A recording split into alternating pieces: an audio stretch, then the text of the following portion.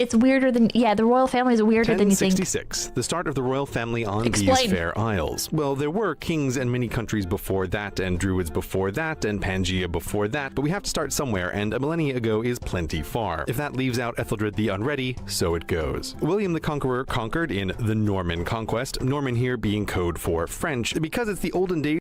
Normandy. People had lots of kids, but to keep things simple, this family tree is going to leave out many of them on each branch because not every child matters. So William had 3 kids we care about, William II, Henry I, and Adela. If you've seen the video about royal succession, click here if you haven't, you'll know that formal rules for passing on the crown will get established, but for now it's a free-for-all home team advantage to the eldest son, but never forget bigger army diplomacy. Upon William the Conqueror's death, William II became king. William II didn't marry, and on a bro's day out with Henry, died in a hunting accident that gave Henry I the crown. This is the plot of every manhwa. Nick Gilbert, thank you for coming, Pippi. This is literally the plot of every single manhwa. Henry I had at least 26 children, of which only 2 were 100% legit. He declared his daughter would rule next after his son died in a shipwreck, and swore his knights to honor Empress Matilda by crossing their hearts, hoping to die, sticking a needle in their eye. But when Henry I died while Matilda was in France, many ignored this while her cousin Stephen raced to Westminster using faster army diplomacy to He's cross-eyed. He's cross-eyed. Get coronated first. Empress Matilda did eventually return and start a decades-long civil war that was pretty much a stalemate because turtling in the 1100s was an effective RTS tactic. While she did rule part of the island, as Matilda never had an official coronation, her monarchical status is disputed. Now, as Stephen's children were either dead, disinterested, or a nun, his crown went to his nephew, Henry II, who had 4 sons, Henry the Young, Richard the Lionheart, King John, and Jeff. Guess who died before his turn? Henry II saw the history thus far of conquering, assassination, maybe usurpation, attritional war, and decided waiting until after the death of the current king before sorting out the next king didn't work. So Henry II changed the Chat, do you think it would be cool to be in a battle for the throne? Would that be like Sigma Grindset? System and crown Henry the Young co-king with him, invoking the rule of 2. 1 is none. 2 is 1. If it's important, you need a backup. It would suck ass. No. Good plan for stability, helped by the young king's popularity, but unfortunately the apprentice rebelled against the master, rallying his brothers, which resulted in another civil war of disputed monarchs, during which Henry the Young died of dysentery, Henry the Elder died of fever, and Richard I took the crown. After this is just battle royale. It's the Hunger Games. Oh, thank you. The civil war between Stephen and Matilda is a backdrop for the Cadfael series. Also, this video channel is known for striking people reacting, if I recall correctly.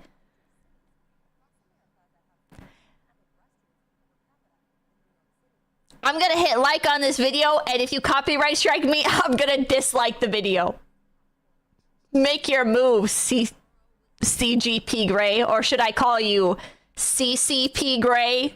Richard came John and 4 eldest son successions in a row. John to Henry III, insert Magna Carta here, to Edward I, Longshanks to Edward II to Edward III. Actually, Ed II was overthrown by Isabel of France, aka the She-Wolf of France, aka his wife. After deposing this is too many names. Losing her husband, she acted as regent for their son. Every one of these arrows glosses over a bit of complexity. Edward III had 5 sons: Edward the Black Prince, Lionel, John, Edmund, and Thomas. This is the guy that everybody fucking loves because he was on the Sigma grind set. This is the guy that was on the grind set. None of which would wear the crown. When Edward III died, his throne would have gone to the Black Prince, but he was dead at the time, so the crown went to his boringly named son Richard, now the second. There's a bunch of drama llama stuff around Richard II, which your English teacher might force you to read about, but spoiler alert, history's ending is always the same. Bigger army diplomacy. This time from Henry IV, who gets the crown, and Richard II gets starvation. Oh. And captivity. Another Henry. So this is when we start getting into the no more Catholicism. Was Catholicism around before? Were they Catholic before?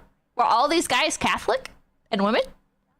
Before we get to the War of the Roses, a war that strikes terror and boredom in the minds of students of history the nation over, who have to deal with this family tree simplified to explain why everyone was angry. But the shortest version ever is Edward III's great-great-grandson. Yes. Okay. Duked it out, even though one of them was dead for part of the fight, but we can't get into that now, so Henry VI to Edward IV to Henry VI to Edward IV, the end. Edward IV on his deathbed left his crown to his son, but being 12, he needed protection, so Richard, his bestest uncle in the world, promised to take super good care of him. Edward V then promptly disappeared under suspicious circumstances that left Richard to become Richard III. But he didn't stay king for long because Edward III's great-great-great-great-grandson Henry VII took the crown, put a I'm gonna kill myself, chat. ring on Elizabeth of York Oh my to God. lock down that royal legitimacy, and then sired Oh my Henry God. VIII, splitter of churches and ladies.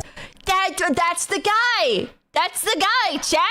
That's the guy. Henry VIII thought it was high time to formalize the rules of inheritance, so he wrote them out in his will, basically saying oldest boys first, girls only if there aren't any boys. And Parliament approved the rules, which should have made everything neat and tidy, but we're about to enter the really messy time. Because Henry's son lived just long enough to screw it up, inheriting the throne at 9. There was, of course, a scheming protectorate running things, yet he still declared at 15 that his father's rules were dumb and his sisters were dumb, and that his first cousin once removed, Lady Jane Grey, should be the next monarch instead. Then What? he died and Lady Jane Grey became queen at sweet What? 16, sort of in a disputed status way for 9 days, until beheaded by Mary, the first really, truly, officially, nobody doubts it queen. She killed a 16-year-old? Mary didn't have any kids and passed the crown to Elizabeth I, who became the second queen in a row to also not have children. But no problem, because Lady Jane Grey was next in right. Now this is the point at which we acknowledge Scotland exists. They'd been doing their own I didn't want to do that. Fuck, man. royal thing, which for our purposes joins the English branch, where Edward III's great-granddaughter married into it in the 1400s. What? We're going all the way back up the tree now? And like routing down? Chet, couldn't this shit have been like forged? You didn't have computers back then. How many fucking documents did you actually have about this shit? Who was keeping up with their Ancestry.com in the 1500s, all right? And then goes James, Mary Queen of Scots, James, bringing us back to the 1600s. Henry VIII's sister, importantly, also married into this line of the family, giving it English legitimacy points Oh my god, beware the scribes. Monks did, archivists, literally every noble. Oh my god. in the eyes of the English Parliament, which asked to borrow Scotland's James, making him king of 2 countries, with 2 numbers You could do that? in his name depending on where you're counting from. James had a son, Charles I, and you might think this unification Charles of won.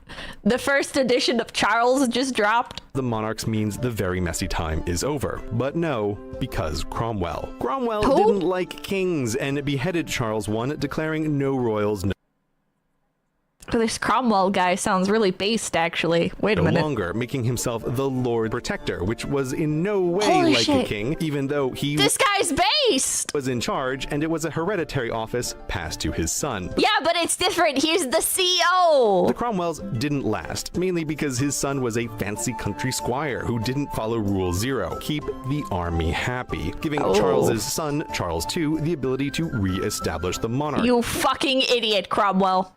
Charles II had lots of children, all of which were illegitimate, leaving his brother, James II, next in line. But James II was Catholic, and Oh my, we really peaked at Lord Protector, Chad. I think it's gonna be all downhill from here. ever since Henry split the church, Catholics had terrible approval ratings. But conveniently, he had nice Protestant daughters, one married to a Dutch prince, who by the nature of these things was the grandson of Chad, where are Dutch people from?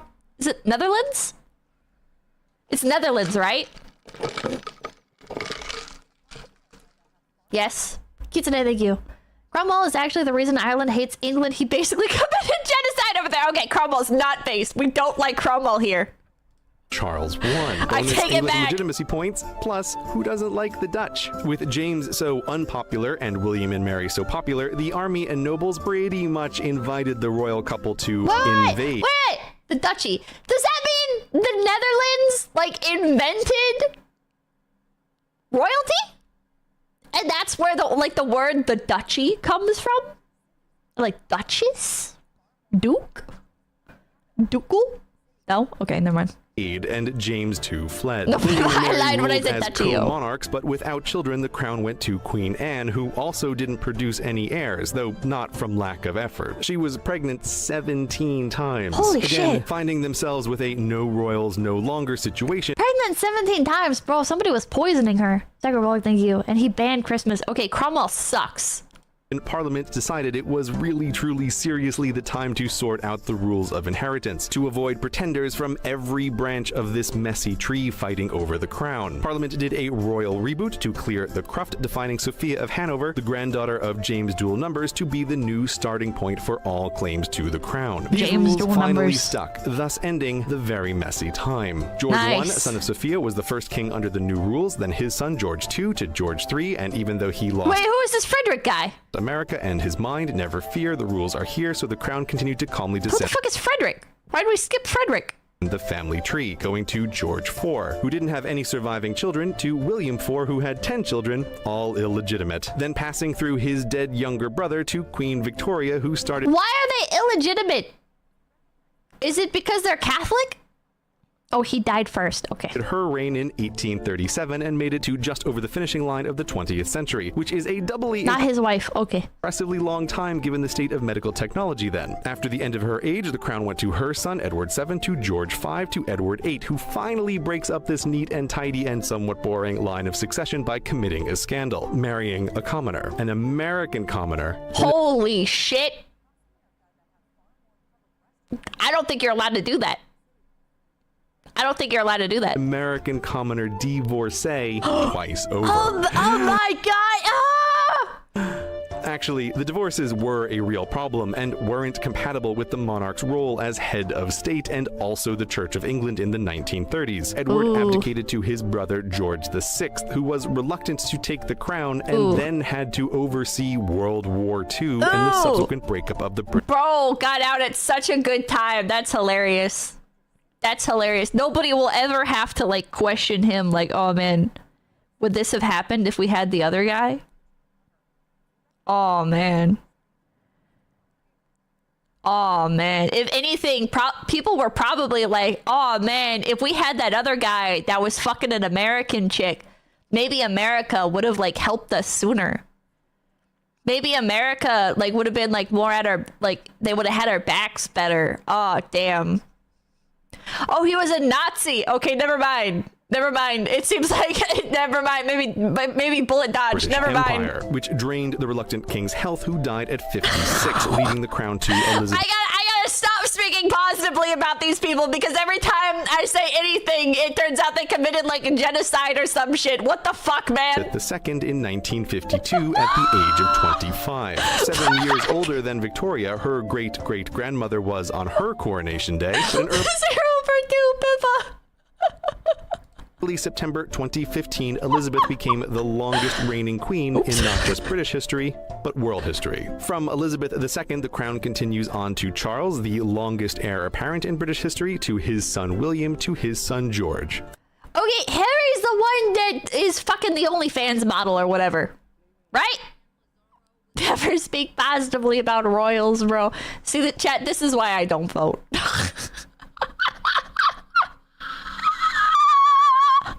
And that is a brief history of the royal family. Wait, no, zoom back in. Who are these people? Son William to his son Catherine, Duchess of Cambridge, like the university? George. And are you telling me if Charles died and then William died, the next king would be an 8-year-old?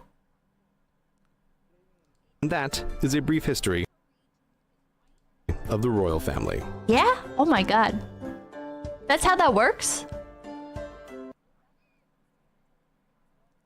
Dude. It's a brief history. I'm not saying somebody should do it, but it would be crazy if Charles and William died. And there was an 8-year-old on the throne. That would be crazy. There have been younger kings? Really? How the British royal family makes money? Probably like product placement, right? Right? I would think. Oh, taxes. Okay, that makes more sense. That makes, you know what? Now that you pointed out, the British royal family making their money off of taxes does does make a lot more sense. I was picturing like Kylie Jenner drinking a Pepsi.